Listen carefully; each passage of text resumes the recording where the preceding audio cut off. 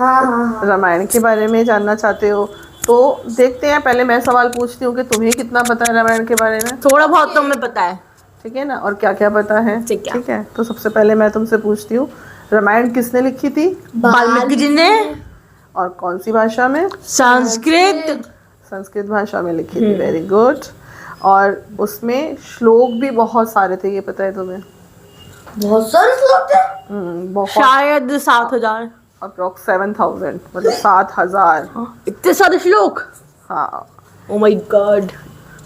क्यों थे? क्योंकि रामायण सिर्फ एक कहानी नहीं है, यह जीवन जीने का सही तरीका सिखाती है रामायण हमें। तुम्हें ये चीज़ पता है?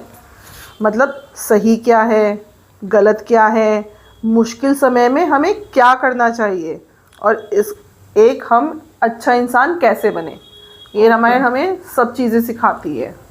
इसीलिए इसमें इतने सारे श्लोक हैं। ओके। ये चीज़ पता है तुम्हें? अब पता चल गई। अच्छा, और रामायण में अध्याय कुल कितने थे? 7 कांड।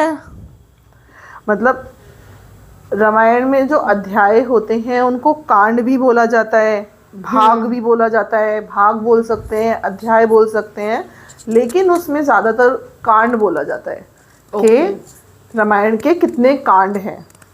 सबसे पहले उसमें ये बोला जाता है कि कुल कितने कांड हैं। तो उसमें 7 कांड है। ये तुमने बिल्कुल सही जवाब दिया। और उसमें सबसे पहला कांड कौन सा है? बालकांड। हाँ, वेरी गुड, बालकांड।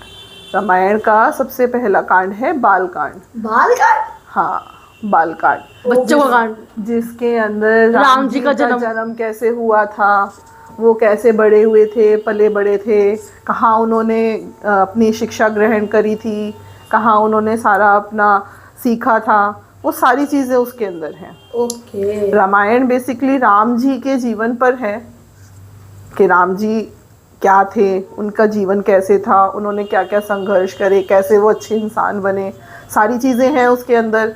तो उसमें बालकांड में राम जी का बालपन का, मतलब बचपन का सारा कुछ है, इसीलिए वो बालकांड कहलाता है।